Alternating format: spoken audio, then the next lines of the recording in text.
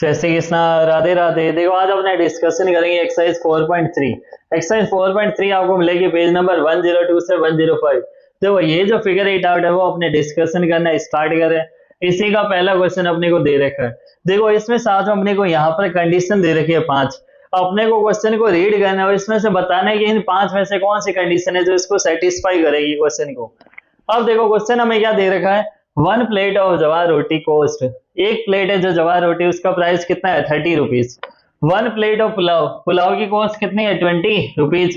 If x plate of जवार रोटी, अगर जवार रोटी की कितनी प्लेट है हमारे पास एक्स, और Y plate of pulao were order in a day, एक दिन में इतनी प्लेट क्या होती है ऑर्डर की जा रही है। Which expression describe the total amount in rupees earn that day. अगर अपने इस सबका टोटल अमाउंट निकाले तो इन 5 में से कौन सा एक्सप्रेशन है जो सेटिस्फाई करेगा।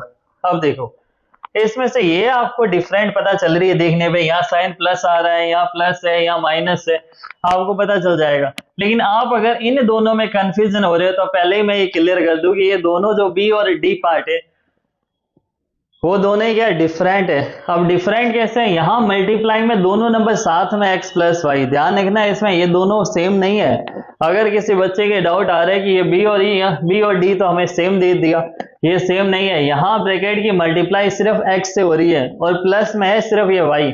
पहले इस पूरे को सॉल्व करेंगे फिर प्लस में y, लेकिन यहाँ मल्टीप्लाई में दोनों साथ में x प्लस वाई, इसका मतलब मैं x से भी सबकी मल्टीप्लाई करवानी है और y की भी। तो थोड़ा ये माइंड में अगर किसी का हो कि ये सेम है तो थोड़ा सा ये डाउट है जो ध्यान में रख लेना कि अब ये डाउट नहीं होना चाहिए।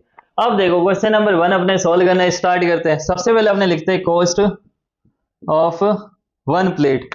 सबसे पहले अपने क्या लिखेंगे, कॉस्ट ऑफ 1 प्लेट ऑफ जवार रोटी। कितनी कॉस्ट हमें दे रखे हैं यहाँ पर ₹30। कितना प्राइस है ₹30। अब देखो हमें कॉस्ट निकालनी है, कॉस्ट ऑफ कितनी प्लेट है हमारे पास x प्लेट ऑफ जवार रोटी। अब ध्यान से समझना, अगर एक प्लेट का प्राइस 30 रुपीज है तो मैं अगर बोले 2 प्लेट तो हमने क्या करेंगे 2 मल्टीप्लाई 30। 3 प्लेट का प्राइस तो 3 मल्टीप्लाई 30। 4 प्लेट का प्राइस तो 4 मल्टीप्लाई 30। तो वैसे अगर x प्लेट का हमें प्राइस निकालना है तो हमने क्या करेंगे 30 मल्टीप्लाई x। नेक्स्ट इसी में साथ में देखो यहाँ हमें पुलाव का प्राइस भी दे रखा है तो अपने लिखेंगे cost of 1 plate of pulao.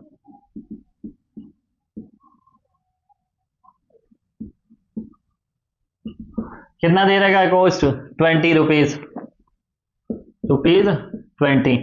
अब 1 प्लेट पुलाव का हमें कॉस्ट दे रखा है 20 रुपीज। कितनी प्लेट हमारे पास y,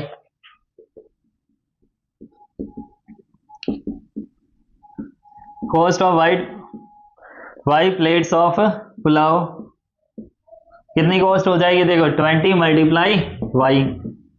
अब हमें इसका टोटल अमाउंट निकालना है तो देखो इस अमाउंट को अपने क्या कर लेंगे प्लस, तो टोटल अमाउंट क्या आ जाएगा 30 multiply x plus 20 multiply y। और जब मल्टीप्लाई होती है तो नंबर और वेरिएबल को साथ में लिखते हैं 30x प्लस 20y। तो देखो इनमें से कौन सा ऑप्शन आ रहा है, ये रहा ऑप्शन नंबर ए। तो अपने क्या लिखेंगे देखो the expression a describe the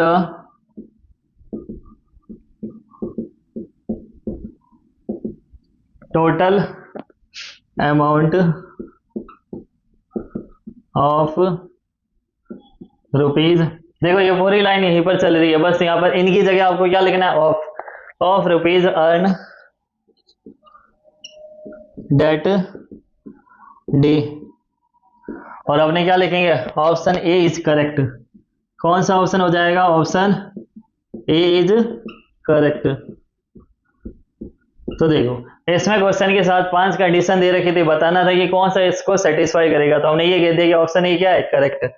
next जो क्वेश्चन है अपने नेक्स्ट वीडियो में डिस्कशन करेंगे। अगर आपको मेरी वीडियो पसंद आई तो लाइक शेयर एंड सब्सक्राइब जरूर कीजिए। Thank you so much, best of luck.